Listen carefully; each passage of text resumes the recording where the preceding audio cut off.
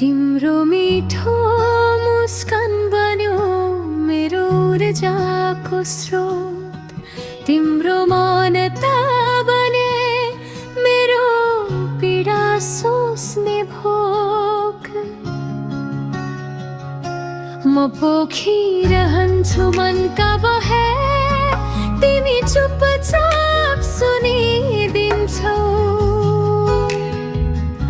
म छरिरहन्छु मेरा खुसीका रङ, तिमी बसन्त झै खोलिदिन्छौ।